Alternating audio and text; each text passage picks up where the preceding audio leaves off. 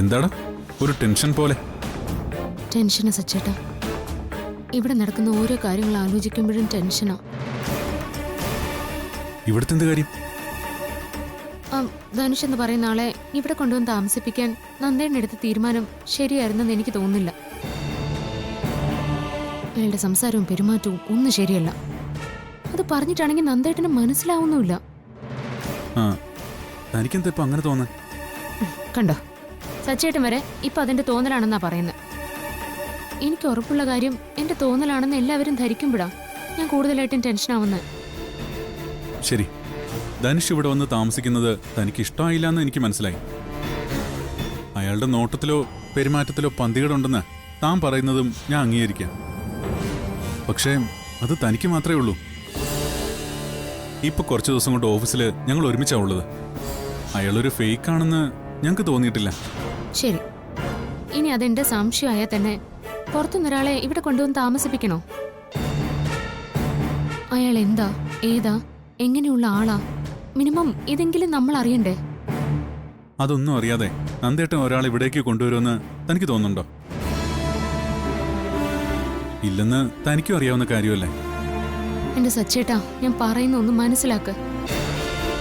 2 പെൺകുട്ടികളുള്ള വീടാ ഇത്. അതെന്താ എല്ലാവരും മറക്കുന്നേ?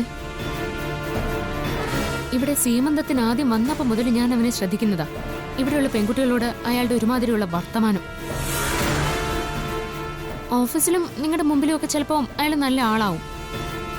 പക്ഷേ നിങ്ങളുടെ കൺവെട്ടം പറയുമ്പോ അയാൾ തനി സ്വരൂപം എടുക്കുന്നു എന്നാ ഞാൻ മനസ്സിലാക്കുന്നത്. അങ്ങനെയാണെങ്കിൽ അനഘയുടെ അടുത്ത് അയാളുടെ ഒരു പരിപാടി ചെലവാവില്ല. അതോർത്ത് താൻ പേടിക്കാൻ വേണ്ട. എന്റെ പേടി അനഘയുടെ കാര്യത്തിലല്ല സച്ചേട്ടാ, സ്നേഹയുടെ കാര്യത്തിലാ. അവളോട് അയാൾ എന്തൊക്കെയോ തമാശ ഒപ്പിക്കുന്നുണ്ടെന്ന് എനിക്ക് തോന്നുന്നത്. 1-2 വട്ടം എനിക്ക് നല്ല വ്യക്തമായ സാഹചര്യത്തിൽ സ്നേഹയെ ഞാൻ കണ്ടിട്ടുമുണ്ട്. വാക്കുകളിൽ മയങ്ങി വീഴുന്ന പ്രായം അവളുടേത്. ഞാൻ കരുതുന്ന പോലെയാണ് കാര്യങ്ങൾ മുന്നോട്ട് പോകുന്നതെങ്കിൽ സ്നേഹ പോകുന്നത് വലിയൊരു തകർച്ചയിലേക്കാവും. നമുക്ക് ആർക്കും രക്ഷപ്പെടുത്താൻ കഴിയാത്ത ഒരു തകർച്ചയിലേക്ക്. അന്ന് എന്റെ ഈ ഊഹങ്ങളെല്ലാം എല്ലാവരും ശരിവെക്കും. പക്ഷെ സ്നേഹയെ നമുക്ക് നഷ്ടപ്പെടും, തീർച്ചയായും. അത് ഇത്രയും നേരം ഞാൻ പറഞ്ഞത് എനിക്ക് ബോധ്യമുള്ള കാര്യങ്ങളാ. ഇനി സംശയം പറയാം. ധനുഷ് എന്ന് പറയുന്ന വ്യക്തി വെറുതെ വന്നതല്ല ഈ നാട്ടിലേക്ക്. ഈ നാട്ടിലുള്ള ആരും അയാളെ കൊണ്ടുവന്നതാ. ചിലപ്പോ ഈ വീട്ടിലുള്ള ആരെങ്കിലും.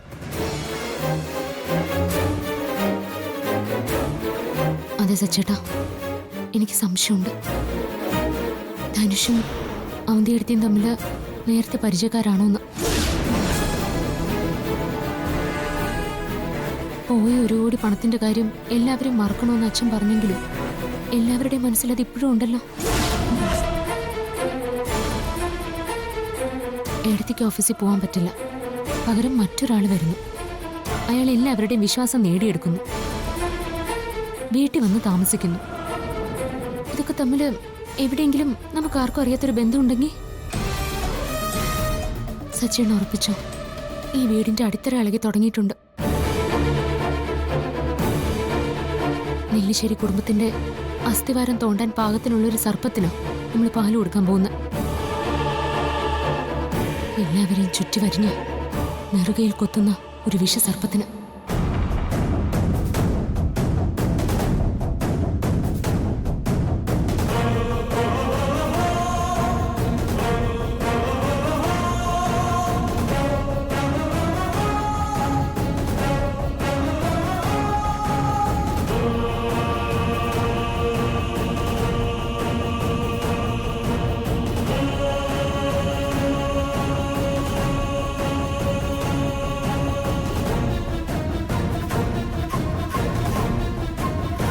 അതെ സച്ചേട്ടാ, എനിക്ക് സംശയമുണ്ട്. ധനുഷും അവന്തിയെടുത്തിയും തമ്മിൽ നേരത്തെ പരിചയക്കാരാണോന്ന്. അർച്ചന ഗർഭിണിയാവില്ലെന്നും ഒരു കുഞ്ഞിനെ പ്രസവിക്കില്ലെന്നും ഒരാൾക്ക് കൂടി അറിയായിരുന്നു. സച്ചിയുടെ ഏട്ടത്തി അവന്തികയ്ക്ക്.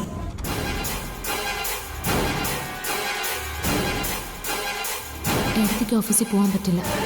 പകരം മറ്റൊരാൾ വരുന്നു. അയാൾ എല്ലാവരുടെയും വിശ്വാസം നേടിയെടുക്കുന്നു.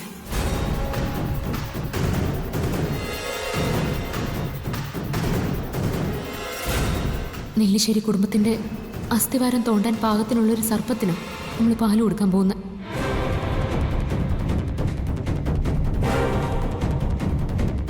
എല്ലാവരെയും ചുറ്റി വരിഞ്ഞ് നെറുകയിൽ കൊത്തുന്ന ഒരു വിഷസർപ്പത്തിന്.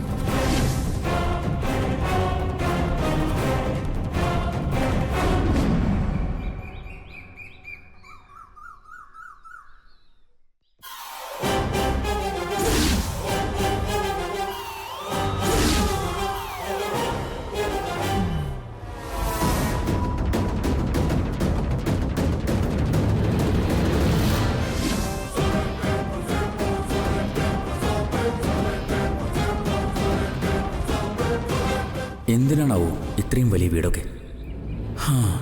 ഇട്ടുമുടാനുള്ള സ്വത്തുണ്ടല്ലോ, പിന്നെ എന്തായിക്കൂടാ. എനിക്കും ഇതുപോലൊരു വീട് വെക്കണം. എന്നിട്ട് സപ്രമഞ്ചത്തിൽ ഇങ്ങനെ കിടന്ന് ജീവിതം ആസ്വദിക്കണം. അല്ലെങ്കിൽ തന്നെ എന്തിനാ ഇതുപോലൊരു വീട്? ഇത് തന്നെ ആയിക്കൂടെ? എങ്ങനെങ്കിലും ഇവിടുത്തെ ഒരാളായ പിന്നെ ലൈഫ് ലോങ് നോ പണി, ഒള്ളി സുഖിക്കൽ.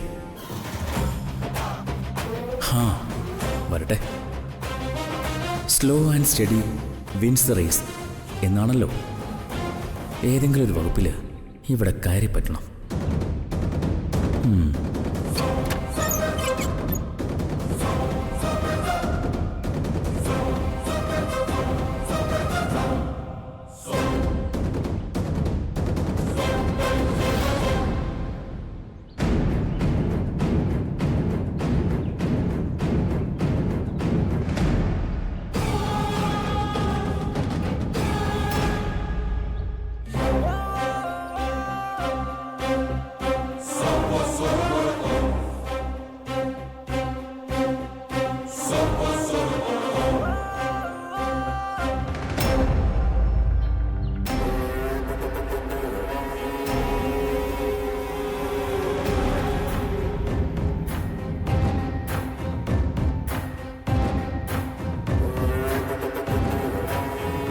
സാറേ, ധനുഷോ? Good morning. Morning. Good morning sir. ആയിക്കോട്ടെ. ധനുഷ് എന്ന് ഓടാൻ പോകാറുണ്ടോ? ഞാൻ ഓടാനും പോവും, ഓടിക്കുകയും ചെയ്യും. ഓടിക്കാനോ? അയ്യോ, ഓടിക്കലെന്ന് ഞാൻ ഉദ്ദേശിച്ചത് വേറൊന്നുമല്ല. നാട്ടിലുള്ളപ്പോഴേ ഈ സ്കൂളുകളിലും കോളേജുകളിലും ഒക്കെ ഫിറ്റ്നസ് ട്രെയിനറായിട്ട് ഞാൻ പരിശീലനം കൊടുക്കാൻ പോകാറുണ്ട്. അതാണ് ഞാൻ ഉദ്ദേശിച്ചത്. ധനുഷപ്പോ ഒരു സകലകലാ വല്ലഭനാണല്ലേ? എടോ, തനിക്ക് അറിയാത്തതായിട്ട് എന്തെങ്കിലും ഉണ്ടോ? എല്ലാ കാര്യങ്ങളും അറിഞ്ഞിരിക്കണമല്ലോ സാർ. എന്ത് ജോലി ചെയ്യുന്നതിനും എനിക്കൊരു മടിയുമില്ല.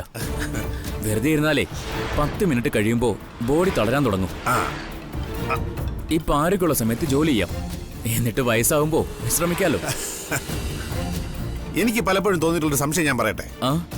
ധനുഷ് എപ്പോഴും ഹാപ്പിയാണ്. ചിരിച്ച മുഖത്തോടെ അല്ലാതെ തന്നെ ഞാൻ കണ്ടിട്ടേയില്ല. ഇതെങ്ങനെ സാധിക്കുന്നതോ? തന്റെ ജീവിതത്തിൽ പ്രശ്നങ്ങളൊന്നുമില്ല? പ്രശ്നങ്ങളില്ലാത്തവരാരും ഇല്ലല്ലോ സാർ. എല്ലാവരുടെയും ജീവിതത്തിൽ എന്ന പോലെ എനിക്കുണ്ട് ചെറിയ ചെറിയ പ്രശ്നങ്ങളൊക്കെ. അത് അതിന്റെ വഴിക്കങ്ങ് പോവും. നമ്മൾ അതിന്റെ പുറകെ പോയാലേ ജീവിതം സ്വാഹ. നമ്മളെ വിഷമിച്ചിരുന്നിട്ട് എന്തിനാ സാറേ നമ്മുടെ ശത്രുക്കളെ സന്തോഷിപ്പിക്കുന്നേ? സാറിന് അറിയാത്ത ഒരു കാര്യം കൂടി ഞാൻ പറയട്ടെ. ഞാനേ ഒരു മോട്ടിവേഷണൽ സ്പീക്കർ കൂടിയാ. സത്യമായിട്ടും? സത്യം. ഞാൻ ക്ലാസ് ഒക്കെ എടുക്കാൻ പോവും. നമ്മൾ ഹാപ്പി ആയിരുന്നാലേ മറ്റുള്ളവരെ ഹാപ്പി ആക്കാൻ പറ്റൂ. എടോ, എന്റെ ജീവിതത്തിലെ ഞാൻ പലരെയും കണ്ടിട്ടും പരിചയപ്പെട്ടിട്ടുണ്ട്. പക്ഷേ ധനുഷിനെ പോലെ ഒരാളെ ആദ്യമായിട്ട് കാണുന്നതും പരിചയപ്പെടുന്നു.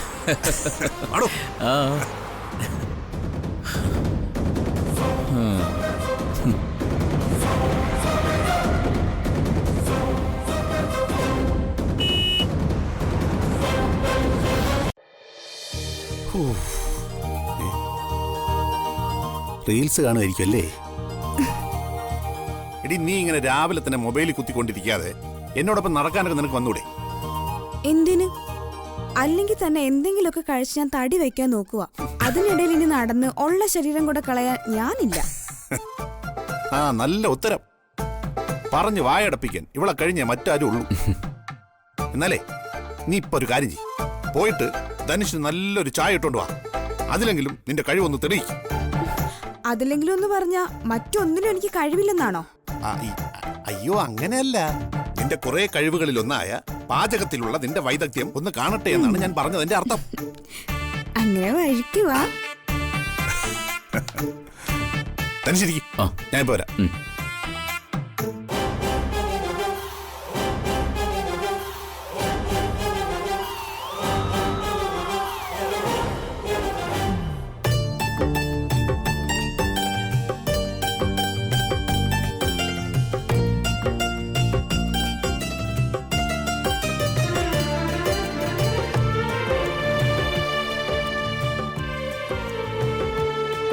രാവിലെ തന്നെ രണ്ടാളും കൂടി എങ്ങോട്ടാ?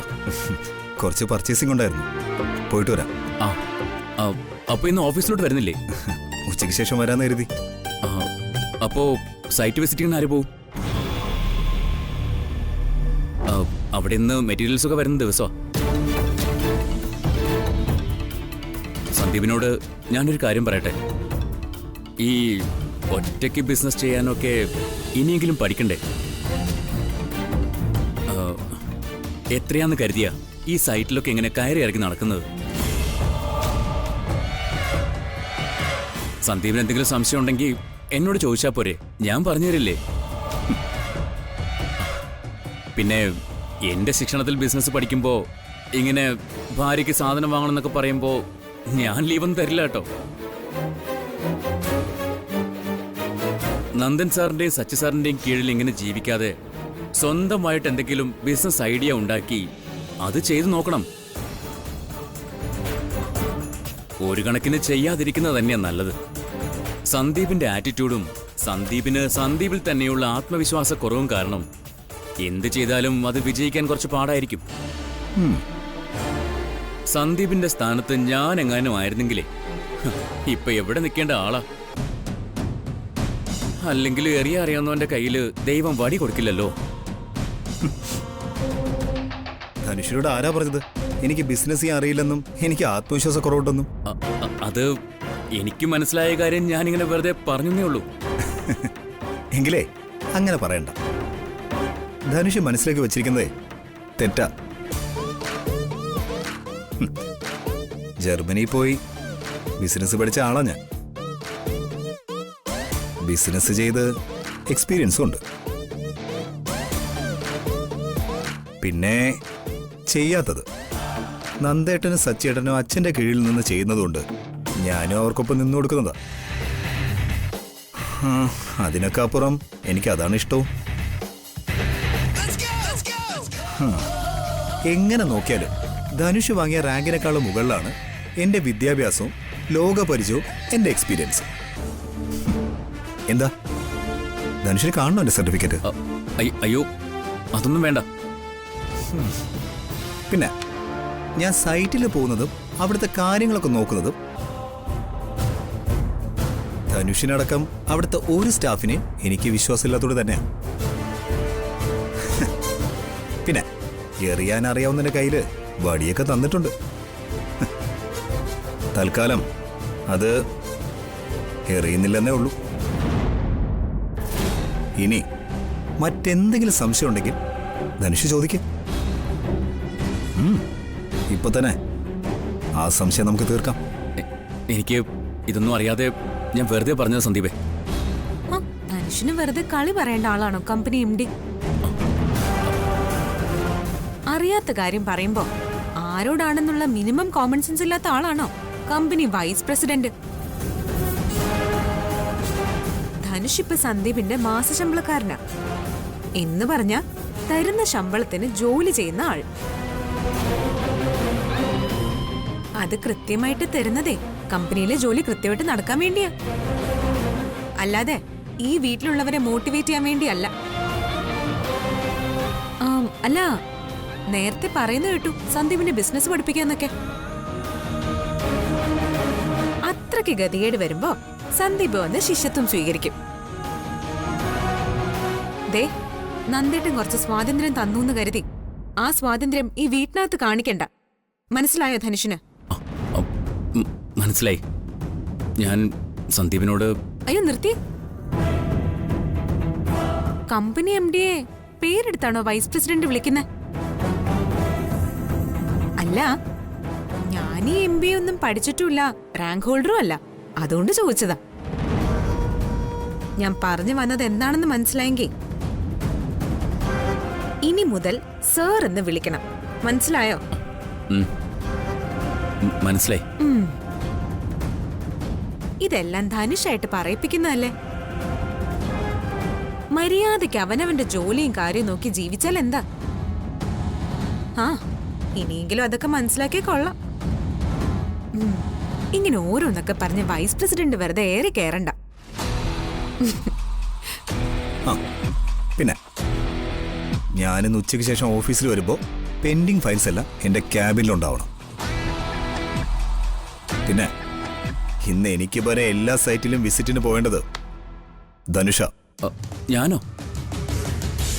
എന്താ, എന്തെങ്കിലും ബുദ്ധിമുട്ടുണ്ടോ?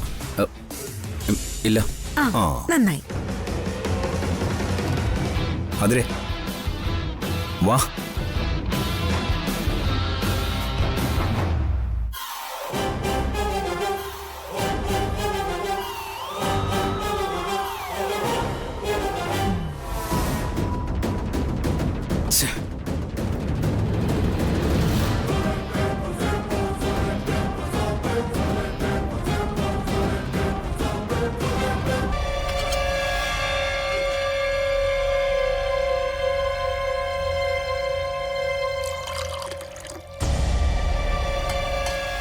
ഇതെന്താ ചായയോ? നിനക്ക് ചായ വേണമെങ്കിൽ എന്നോട് പറഞ്ഞ പോരായിരുന്നോ? എനിക്കല്ല, നന്ദേട്ടൻ പറഞ്ഞു ധനുഷിന്. ഓ, അത് കേട്ട ഉടനെ നീ അടുക്കളയിൽ വന്ന് ചായ ഇട്ട് കൊടുക്കാൻ പോകുന്നു. നിനക്ക് സ്വന്തമായിട്ട് എന്തെങ്കിലും വേണമെങ്കിൽ പോലും നീ എന്നോടാ പറയാറ്. ഇതിപ്പോ ഞാൻ പറയുന്നതിന്റെ അർത്ഥം നിനക്ക് മനസ്സിലായല്ലോ അല്ലേ? ഞാൻ നിന്നോട് മുമ്പും പറഞ്ഞിട്ടുള്ളതാ, ഈ വീട്ടിൽ വരുന്നവരെ സൽക്കരിക്കലല്ല നിന്റെ ജോലി. വരുന്നവരുടെ ഉദ്ദേശം ചിലപ്പോൾ നല്ലതാവണമെന്നില്ല. അത് സ്നേഹം മറന്നുപോയതാണോ അതോ അനുസരിക്കില്ല എന്ന് മനഃപൂർവ്വം തീരുമാനിച്ചതാണോ? ഈ പറഞ്ഞ ധനുഷിന് മുറി കാണിക്കാനും അവന് ചായയും ജ്യൂസും ഉണ്ടാക്കി കൊടുക്കാനും നീ മെനക്കെടണ്ടെന്ന് ഒരു തവണ ഞാൻ പറഞ്ഞു കഴിഞ്ഞതാ. എടുത്തി ഞാനായിട്ട് ചെയ്തതല്ല, നന്ദേട്ടൻ പറഞ്ഞുകൊണ്ട്. മോളെ, നന്ദേട്ടന് നീ ഇപ്പോഴും കുഞ്ഞാ, അതുകൊണ്ട് മനസ്സിലൊന്നും വയ്ക്കാതെയാ നന്ദേട്ടൻ ഇതൊക്കെ പറയുന്നത്. നീ ചെയ്തത് വലിയ തെറ്റാണെന്നൊന്നും ഞാൻ പറയുന്നില്ല. നന്ദേട്ടൻ പറയുന്ന പോലെ നീയും മനസ്സിലൊന്നും വയ്ക്കാതെ വേണം ഇതൊക്കെ ചെയ്യാൻ.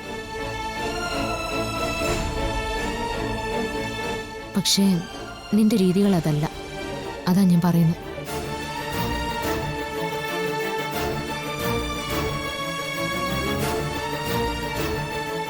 സ്നേഹേ, ഇപ്പോഴത്തെ കാലത്ത് പെൺപിള്ളേരെ ഉപദേശിക്കുന്നതൊന്നും ആർക്കും ഇഷ്ടമല്ല. എങ്കിലും പറയുക, നല്ലതും ചീത്തയും മനസ്സിലാക്കാനുള്ള പ്രായമായി നിനക്ക്.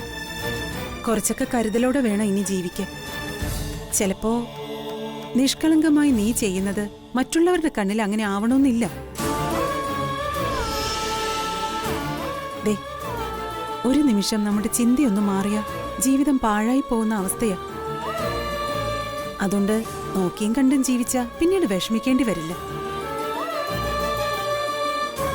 ജീവിതത്തില് പല ആളുകളും വരും പോവും. അവരെയൊക്കെ എവിടെ നിർത്തണമെന്ന് തീരുമാനിക്കേണ്ടത് നീയാ. വന്നു പോകുന്ന ഓരോരുത്തരും നമ്മുടെ ജീവിതത്തിന്റെ ഭാഗമല്ല. പരിധി നീ തന്നെ വെക്കണം. അതിൽ നിന്നുകൊണ്ട് നോ പറയേണ്ടടുത്ത് നോ തന്നെ പറയണം.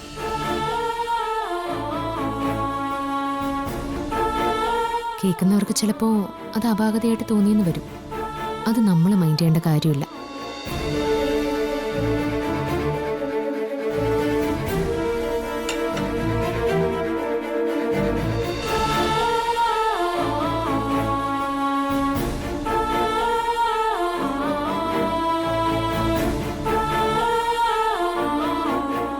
ധനുഷ് വേണമെങ്കിൽ വീട്ടിൽ പോയി അച്ഛനും അമ്മയൊക്കെ ഒന്ന് കണ്ടിട്ട് വാ.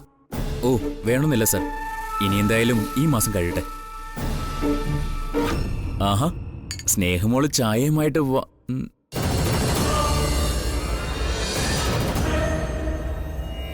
ധനുഷ് ചായ എടുക്ക്. എടുക്ക്.